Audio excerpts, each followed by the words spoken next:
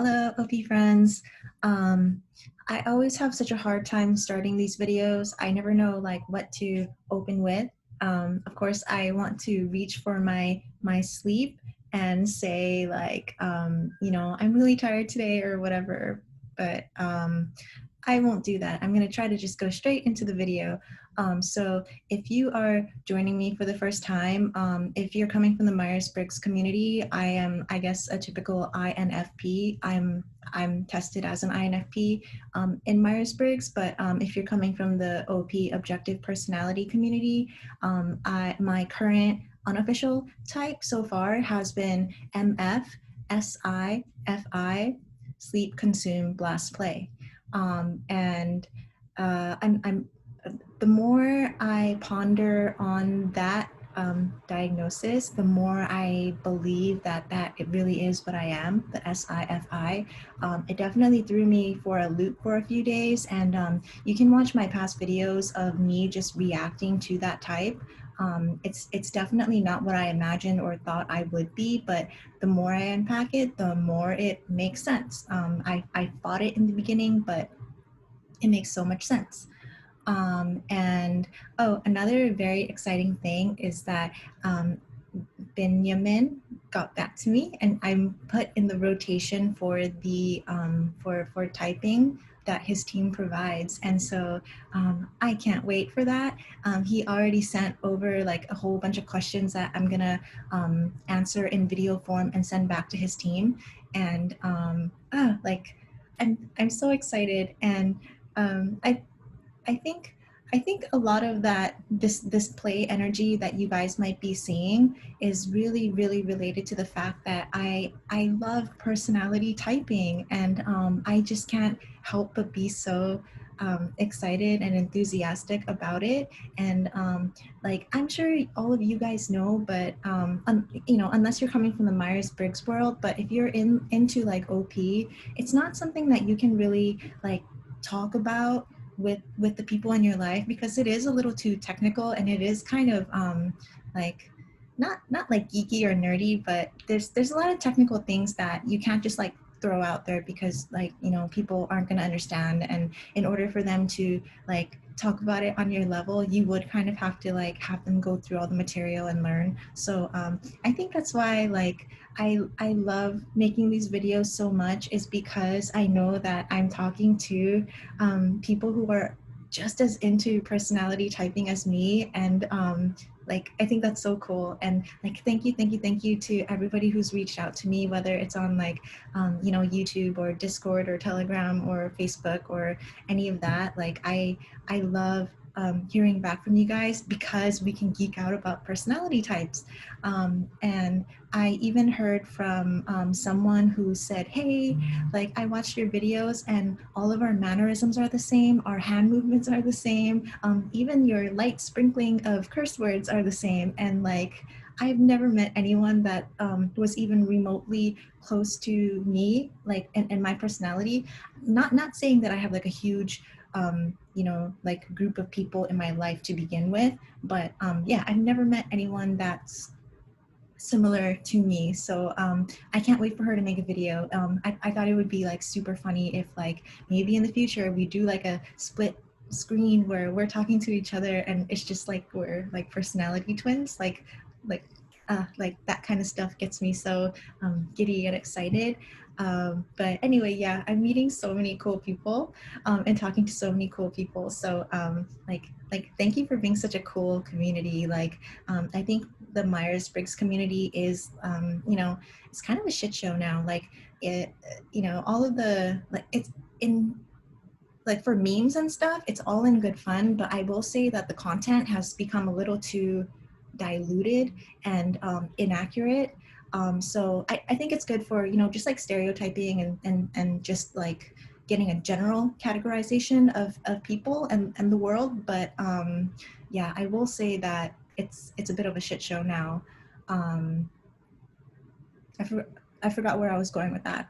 But anyway, also, another person wrote back to me from the Facebook community and said that what I am getting strongly from your videos is when I have all the information, all will be well. And yeah, I never ever like thought of it that way. Like information seems like such a like, I don't know, like a thinker sensory thing. So like I don't think I would have ever related to that in the past, but like I am realizing now that I know that I'm most likely a lead SI, and I didn't really understand what that meant in the past, but like yeah, I do seek out as much information as possible to add to my memory bank so that I can pull it out and call upon it in the future in order to make the best decisions.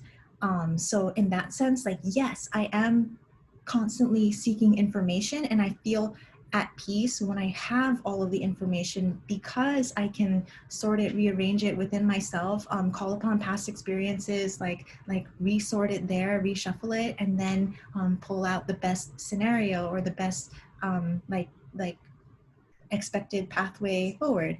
And I think that's SI, right? Like if I'm getting this wrong, please correct me. I am still getting to know my SI, and it's something that the four individual typers who typed me as SIFI, they say it's definitely Savior SI. And prior to that, like I had no interest in SI. Like, not gonna lie, if someone said, "Oh yeah, I'm lead SI," I would be like, okay. Like, it seems, you know, like one of the more boring functions. So I was never really interested in it. But now that I'm kind of confronted with having to like understand and unpack it, like I think I get it. I think I get it. And I've always been someone who was like obsessed with collecting observations so that I can sort it into my mind, in order to be able to call it out in the future. And like this is all really hard for me to talk about because I think it's stuff that I just do without thinking, and because of that I just assume that other people work the same way. But now I'm realizing that no, right? Like we all have our own ways of thinking and processing and recollecting information and stuff, and like I think that's what it is. And it also makes sense why like SI or even like the typical Myers-Briggs INFP, like we are very nostalgic and we yearn for things from the past, and we yearn to re-experience the things that we hold close to us. And I think that's SI, right? Like, um, if you are also a lead SI person, can you please like jump in or message me and say like yes, like that's how I feel too, or not. And again, I know that if you are, you know, SI like TE or FE or something else, then it's gonna look a little different. But yeah, I guess for me, I'm SIFI, which is an interesting one because it's technically an ISTJ jumping functions. So yeah, for me, it's all day long, like my past and my memories, and my memory bank, and all the things that I like and I love and I hate, and it's just that all day long. And that's I guess you get me when you combine SI and FI. But anyway, like yesterday, so I want to like share my most like recurring and like intimate thoughts with you guys, because I want to know if, you know, you guys think the same or if other SIs think the same. So like, for example, like last night I was thinking and pondering for a while, like how cool would it be if like we could all just like try on each other's types just to experience it, just to like look through that personality lens, like for like a day or something, right? Like, and like imagine if we got to do that with like all 512 types. Like you would literally get like a complete view of the world, and be able to understand like everybody's mindset and compare it with yours and realize like, oh my god, like this is how people are seeing things, or like no wonder this person acts the way they do. And I think really being able to go into someone's shoes is like the only way that you're going to understand. Otherwise you're just processing information and saying, okay, this person is likely to think this way. But if you're actually able to experience it, it's like a totally different thing, right? It's more accurate and more valid because you've been there. So like, I guess for me, like, I would want to try on all 512 personality types, like, just so I can build up that internal memory bank that I can call upon later. And I think that's SI, right? Like, is that SI that I just described? And like, to me, that type of experience or knowledge in my memory bank is like, that would be so powerful. Like, I think that if I had the perspective of absolutely everybody, then it's like I could like take over the world. Like, that's how I feel. Like, and I feel like that would be like such an incredible mental advantage over others. Because you know exactly like where they're coming from. And so that's just something I was thinking yesterday. And I think that's upside. And it's yeah, it's still very weird for me to talk about because, again, it's something I do so naturally, and therefore I just expected and assumed that other people work the same way. They collect experiences, and because they have those experiences, they're able to vividly call them back up and compare them to each other and reshuffle, like compare against. And I think that's why I'm able to like like so decisively, like if someone were to ask me like, what is your favorite something and why, like, no problem, no problem. Like, my FI is just like raring to say this is my favorite thing, and my SI is raring to back it up with all the reasons why, all of my experiences. And I think that's why I do tend to be a little more maybe risk adverse, is because I'm always drawing upon my past experiences in order to make the best forward experience. And this I think that information, all that information that I store, is like not only from my life, but also from like, just like stories and conversations that I have with people, learning from them, and also like storing that. And like maybe watching documentaries, watching movies, like news articles, reading books, like all of that gets stored in my mind. And I never thought of it as like me organizing that information in my head, in any particular way. But like, I will say that compared to most people, I think I can do that. I think I can.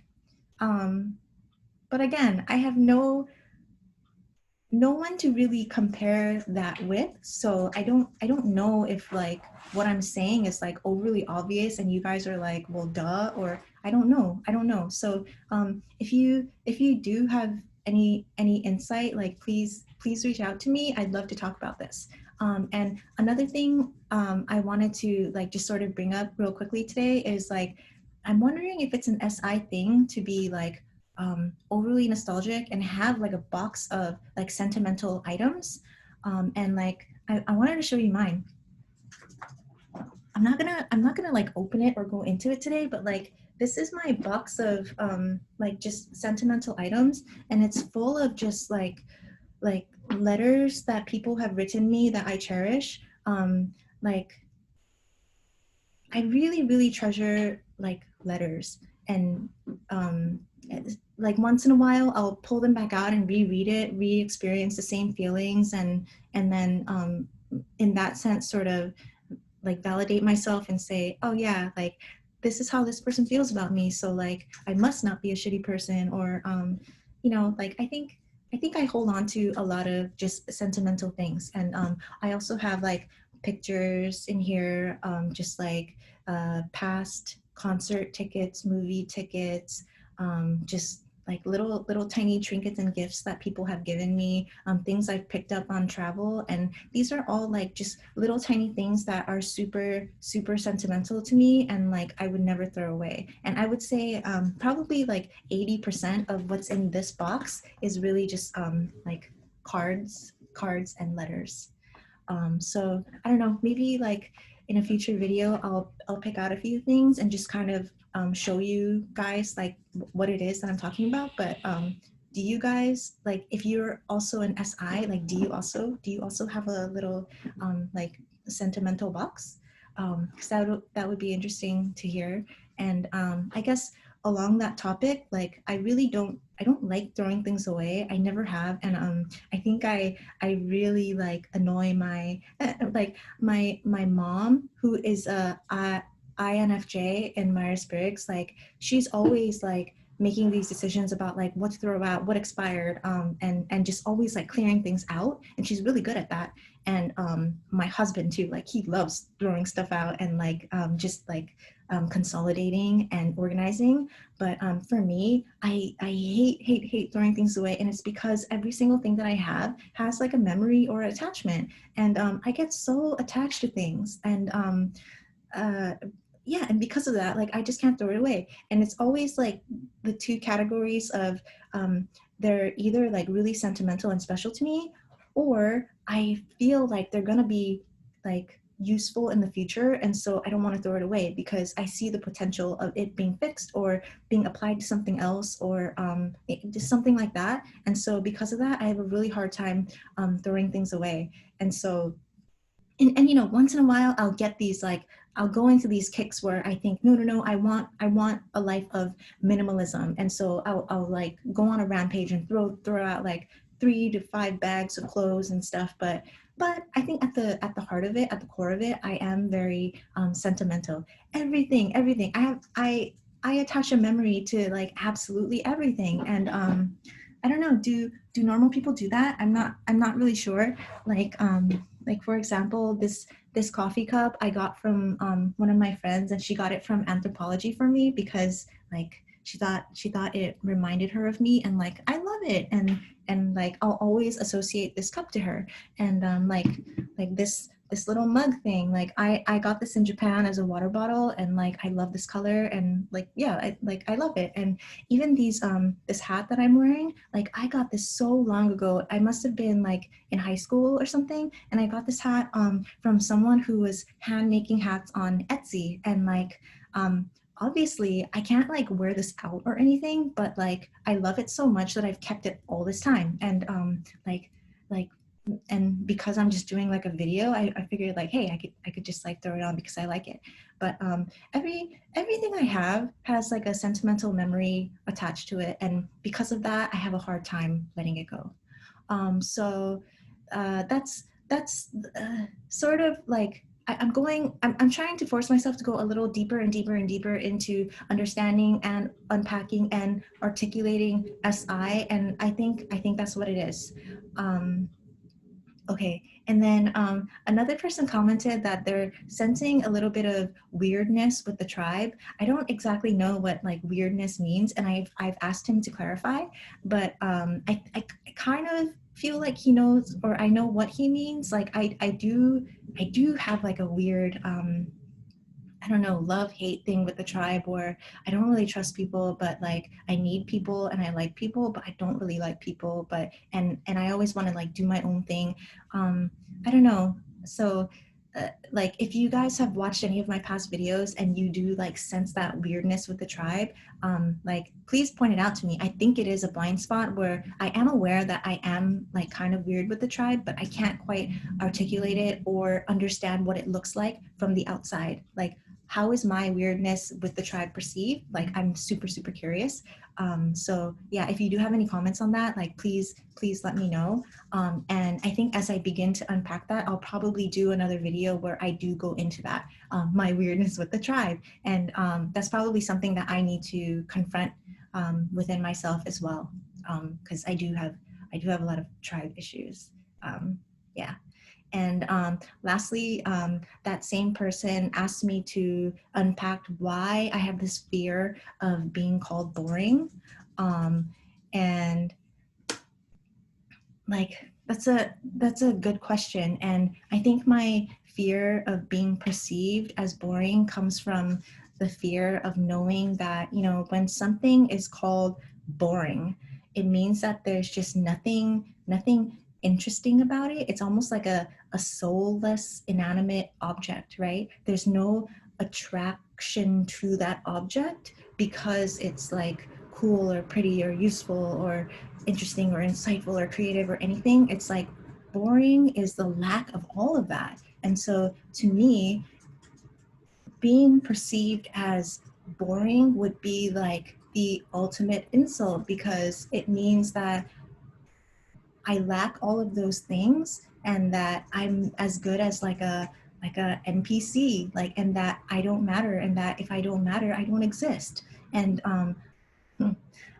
is that a very FI answer? Like, is that, it's totally tied to my identity. And I think that is my fear of being called boring. However, I do also understand that, you know, it's all situational, right? So if someone were to meet me at like a networking event that I talked about in the past, I hate networking events, but if they were to meet me at a networking event, because I don't want to be there and I don't want to engage with people and do that whole dance of business card trading and stuff, I would probably be perceived as boring in that situation. So I have to accept the fact that, you know, like it's everybody's subjective experiences and perceptives of me in that moment. And so like you can't be expected to be called one trait all the time, because it's going to change like depending on the situation. And so like as much as I'm like triggered by the word boring, I have to understand that it totally depends on the situation. So that's something that I'm trying to process myself as well. And like, is that like an example of being a double decider, like where, you know, like you just can see all the different perspectives, and so you're not really like locked down on one thing. And like if that is correct, I will say that being a double decider has been a very interesting experience, because I do find it very hard to like take sides, because I can understand everything, like I get everything, you know. And like if you understand where every single person is coming from, then like everybody is like right, you know. Like there's no right or wrong, it's always just understanding where that person is coming from. And like I think that's what like a double decider is, right? And in that sense, I have been kind of called like indecisive or like just too neutral. But like it's not because I don't want to like take sides or anything like that. It more stems from the fact that I just tend to want to understand everything and everyone's perspectives before I can move on. But once I understand everyone's perspectives, it's like, how can you pick a right or wrong? Because everybody has their reasons for doing everything. And yeah, that's, I guess that's another SI thing. It's like I'm trying so hard to collect all this information, including the mindset and perspective of everybody, to consider that in the final decision. Because if you don't consider that, then like you get an incomplete picture, and that's how my mind works. So okay, so that was a lot of really just unpacking SI. And I hope I was able to make, you know, such a flimsy and misunderstood topic as SI a little bit more understandable. And uh, I would also love to hear from you guys, like what questions do you have for me as like a either a Myers-Briggs INFP or an OP-SI FI jumper. Um, like when I do these videos, it's very like one track, one way.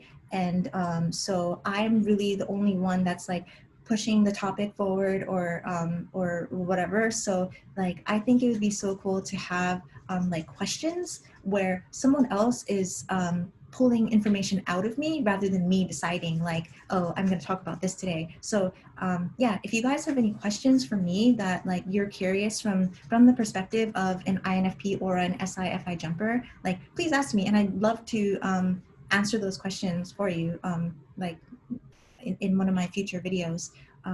Okay, so I'm gonna stop there because my brother told me that my videos are really long, and like they probably are. I don't really have a timer or anything going. I just kind of jot down notes the previous night of like everything that I learned, and then I think to myself like, oh my god, I want to talk about that in the video, and then the next day I just sort of like look at that and just expand on what I learned from the previous day, and I've just been doing that over and over and over. So that's been my process, but I realize it's just like kind of all over the place and it's long. So if you guys have any like specific questions for me, please let me know and I'll answer them in my future videos. Okay, all right. Again, thank you for watching my ridiculous videos, and I will talk to you guys tomorrow. Bye.